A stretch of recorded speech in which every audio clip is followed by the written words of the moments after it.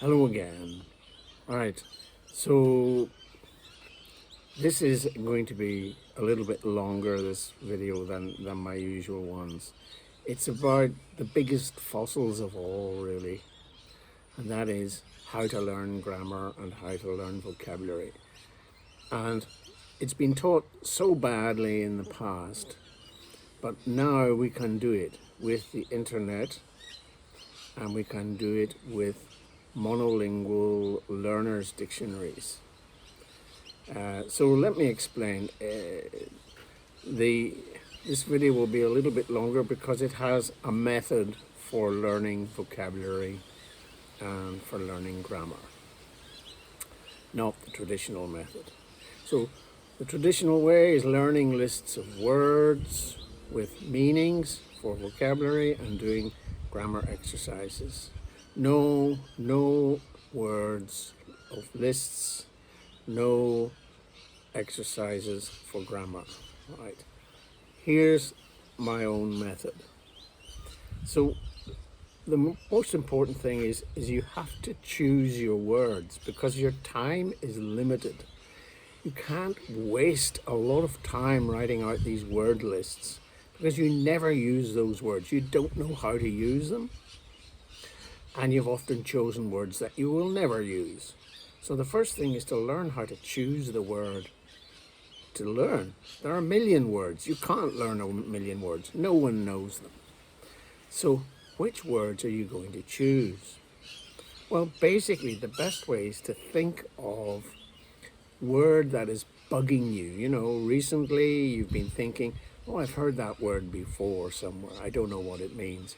I've read that word before somewhere. I don't know what it means. That's precisely the type of word we want to learn today. It's a word which will be in your passive vocabulary.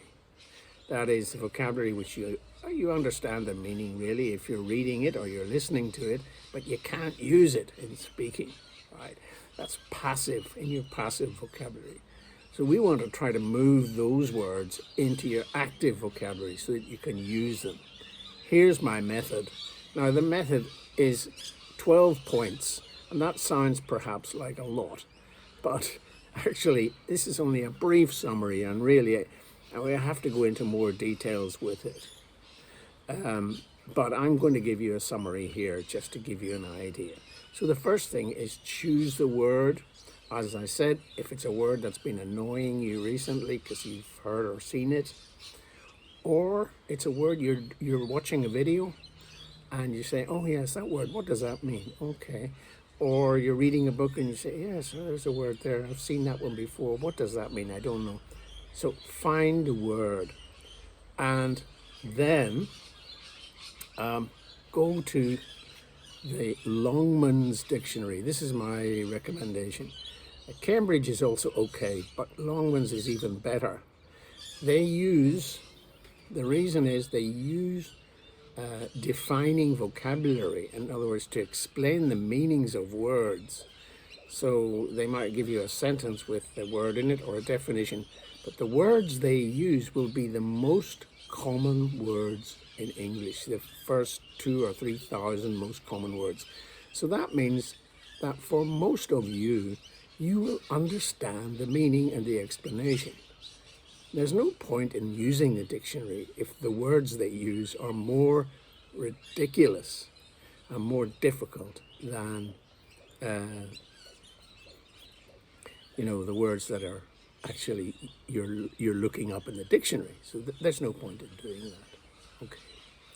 So choose the word. Now the dictionary will help you. Longman will help you if you've got a dot beside the word, or 2 dots or 3 dots. That means it's in the first 3,000 most commonly used words in English. So for most of you who are below intermediate level or just about intermediate level, that's okay. You can be looking at those words and using this method in order to learn how to use them, right? Not just the meaning, but how to use them in speech. So look for the 1 dot, the 2 dots, or the 3 dots. If there's no dots, it's probably so rare and not used a lot. So maybe more advanced speakers will want to do those words, but not beginners or intermediate. So anyway, let's say you've chosen your word, whatever the word is. I can give you an example, say from, let's say you're watching a video of Friends, you know, that American, everybody knows Friends. And, you know, you're watching it and the word tease is used, T-E-A-S-E. And the sentence was, Monica was angry because Joey teased her about her hair.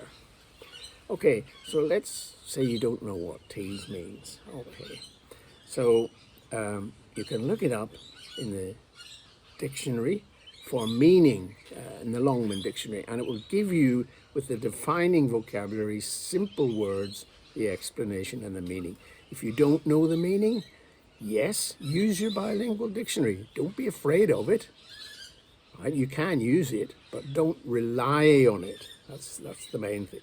So anyway, let's say you've got your meaning. Write your meaning down. And then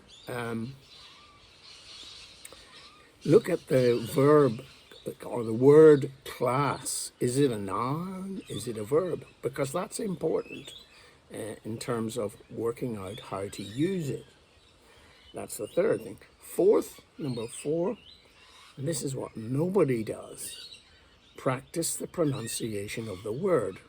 It's there in the Longman Dictionary. It's there for you, both the British and American pronunciation. Look at the stress, look at the number of syllables, repeat it to yourself 20 or 30 times until you can pronounce that word. Now, if you don't do this, if you skip this step, you will have the wrong pronunciation forever in your brain as a fossil. And that's what happens with a lot of you when you come as an adult. You have all these fossils there. You've never learned the pronunciation properly. So right from the beginning, get the word, get the pronunciation, get it right. Then look at the meanings of the word, and there will normally be more than one meaning, not just one. Tease has at least two meanings. Okay, and so what do you do with number 5? Rephrase the sentence that was there. So for example, if the original sentence was Monica was angry because Joey teased her, then you can rephrase it and to Monica was upset because Joey made fun of her. Okay. Now, the process of rephrasing will help your brain to remember. The whole key here is remembering. Because when you speak, you have to remember. And the actual meaning isn't difficult. You can get it from the dictionary, but you forget it. So it's remembering. So rephrasing will help your brain remember. It's not enough on its own to rephrase, but it's the first step. So then what I suggest you do is you choose the first meaning, because that's the most common meaning. The most common meaning. And write down 1 or perhaps 2 or 3, if you have time, depends on you, short sentences from Longman with T's in it. Short sentences.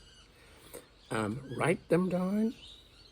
And then the next step, listen to the sentences. It's there in Longman.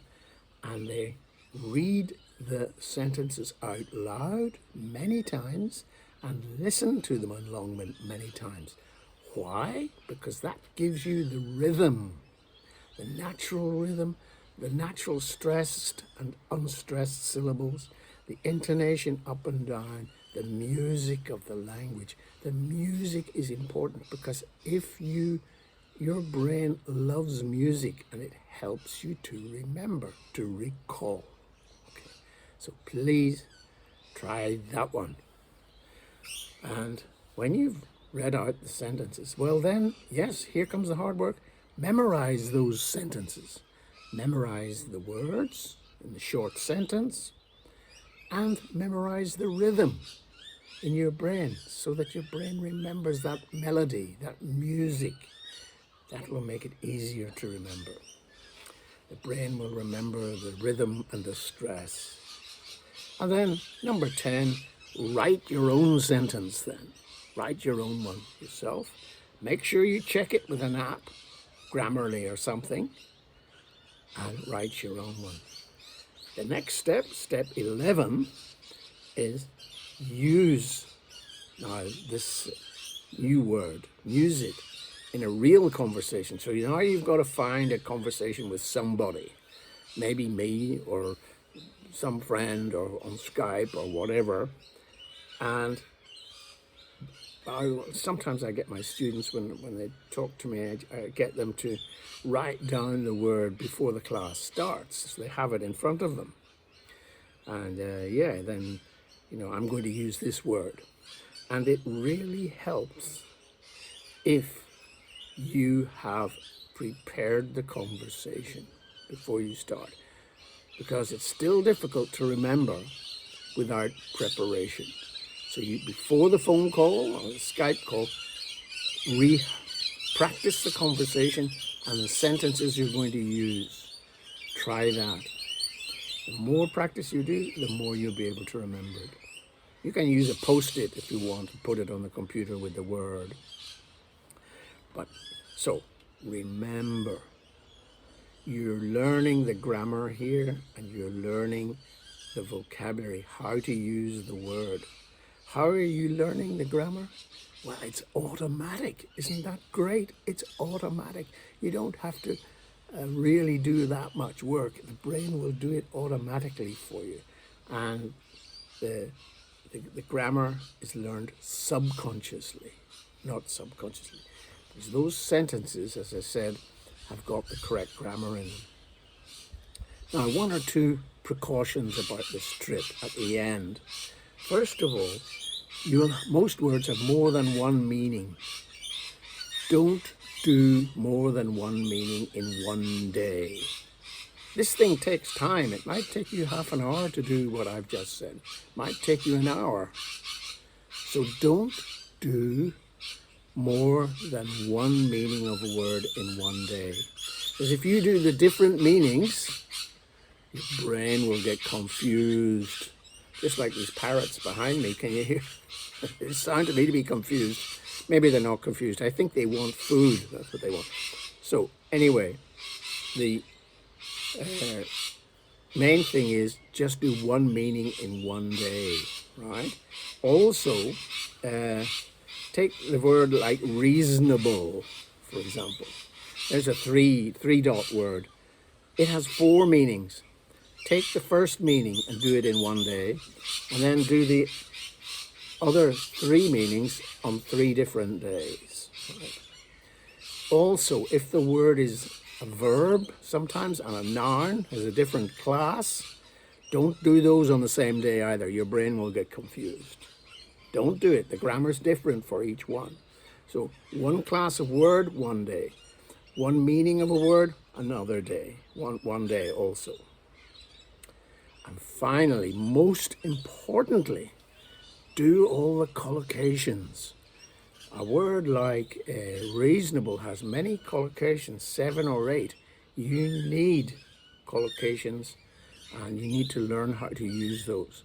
So the word like reasonable has 7 collocations, I think, 2 with adverbs and 5 with nouns. So what, you have a reasonable request, for example. I would do the collocations again, do them on different days so the brain has time to relax in between. It's just about the brain, how the brain works and recalls and memorizes and remembers. Remember, each one needs to be studied separately. So in the end, it's not about big long lists of words with meanings. Oh, no, forget all about that, please. Not quantity, it's quality we're looking for. Use your time carefully. There's a fair bit of work here, but much less work than memorizing long lists of words which you can never remember. Okay, well, I'm sorry if this video was just a little bit longer than usual, but anyway, I hope you've enjoyed it. If you have, please do like and share it, and I'll be back again with some more soon. Please leave your comments on this video.